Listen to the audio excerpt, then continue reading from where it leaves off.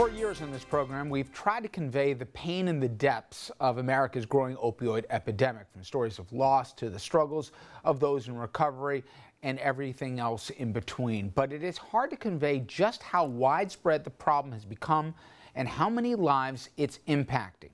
Maybe this will help. Last year, 2016, was the worst year for drug overdoses in American history. More than 64,000 Americans died from overdoses. Now, to put that in context, compare that with deaths, for example, from other causes in peak years. More Americans died from ODs last year than from the deadliest years for car accidents, AIDS, suicides, homicides, even the Vietnam War. Opioids deadlier than them all. And our region certainly has not been spared. Focusing in on Westchester County, you think one of the most affluent and educated counties in the nation?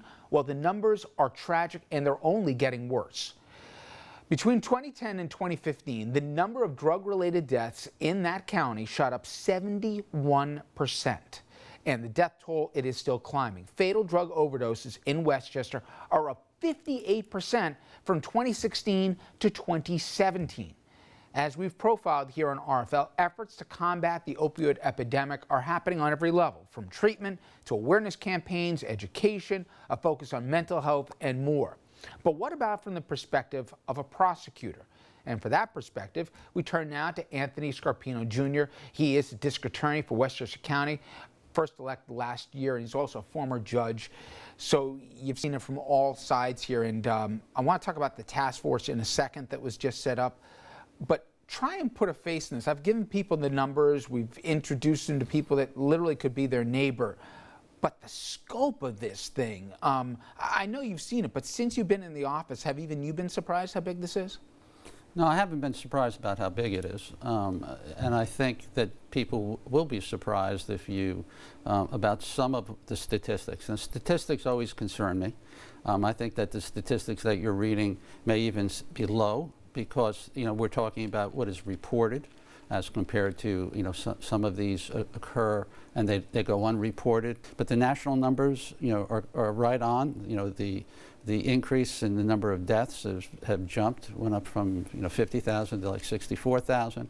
And in Westchester, our numbers, we've had a increase in the number of overdoses.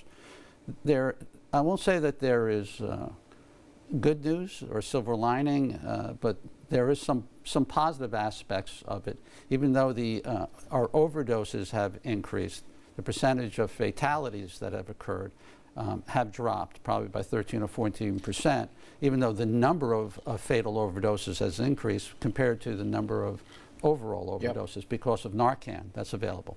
It's a national health epidemic. And if you pull the veneer back, I think everyone had a perception when they heard heroin. I know it's not just limited to that, but they heard heroin, us as some back alley street junkie in the worst slum that you can find. More than half the people that had ODs are over 30 in this county, and more than 3/4 are white. Yeah. So the idea that somehow this is relegated to a little pocket here or there is a complete misrepresentation of reality. No, I think those numbers are correct. I think about 71% are white. They're happening all through, everywhere from Bedford down to Yonkers. And surprisingly enough, in some of the communities that people might immediately think that the numbers be higher in some of the bigger cities, like Mount Vernon, the reported overdoses are down tremendously.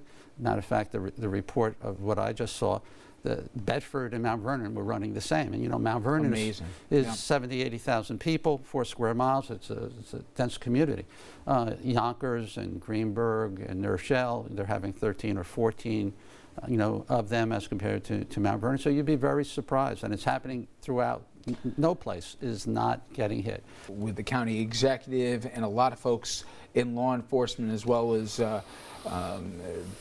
people in between, you guys set up a task force. From what I gathered from it, this is less about going after the user and more going after the supply chain and the dealers. Talk about what you guys hope to achieve. The goal is to try to go after those that are bringing this poison into the community. And the task force is set up so that we are able to provide additional resources to the smaller law enforcement agencies. And so we've designated prosecutors, investigators from the district attorney's office, Westchester County, their officers. We've created this task force in connection with contacts with federal law enforcement agencies. And these resources became available to help the smaller offices, the police departments, when they have an issue, for us to come in and assist them. This is aimed at the people that are supplying the people on the street and who are supplying those mid-level people. That's the whole purpose. You're also trying to change how you prosecute, in that if someone dies from an overdose, in the past it would be maybe labeled accidental. Now it could be a homicide. You can go directly after the person who supplied that person with the drugs that killed them. Well, the main part, I don't want people to view, to get the wrong impression. When we say it's being treated like a homicide, yes, it could turn out to be a homicide prosecution. But by treating the crime scene as if it was a homicide as compared to an accidental overdose, that means, you cordon it off, you bring in additional forensics, you try to identify and where the narcotics came from, the markings on the narcotics. You are checking cell phones and who the people they're communicating with. And yes, it could eventually lead to a prosecution. We are treating it as a homicide, but the nature of a homicide investigation is considerably more intense than you would have in the traditional accidental overdose.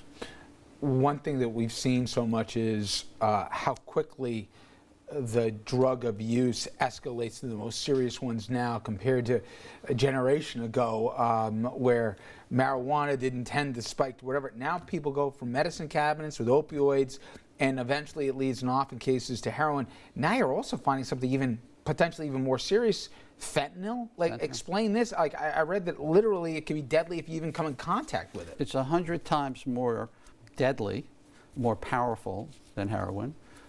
It is considerably, more addicting and habit-forming, and it's something that is now being used in more than just heroin. It's being used. It's very cheap. It comes from China generally.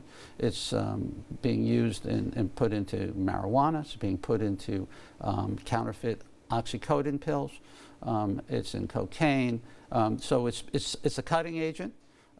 But it's so cheap and it's so powerful that only a few bits of it can change something that would be what an individual might be used to thinking they could handle, to a deadly dose. And I had a photograph of it just for you. This is the comparison of the two. You could see how much heroin, how little fentanyl you need to have the amount of the power of heroin. It's just a few drops of it. And if you don't handle it appropriately, you're right. Law enforcement officers can have an overdose just by touching it. So you have to treat, when you're coming upon marijuana, you're coming upon anything that you're finding, you now have to wear protective gear. It has to be treated very differently. As we said, it's an epidemic here. There's no magic bullet to solve this thing, but it is telling how much people are working in conjunction of all different agencies. Seems the politics is being put to the side here for this, and the task force is certainly a step in the right direction. I wish you a lot of luck. I know it's a challenge ahead, but good luck with it. I appreciate it. We'll keep working on it. Up next, everyone knows the price of prescription drugs has been going through the roof, but to change that, we need to know why drug prices are so high. Well, it turns out the way companies create new drugs may be a key factor, especially the drugs that they work on that never make it to your medicine cabinet. We'll explore with our partners at the Journal News that issue straight ahead.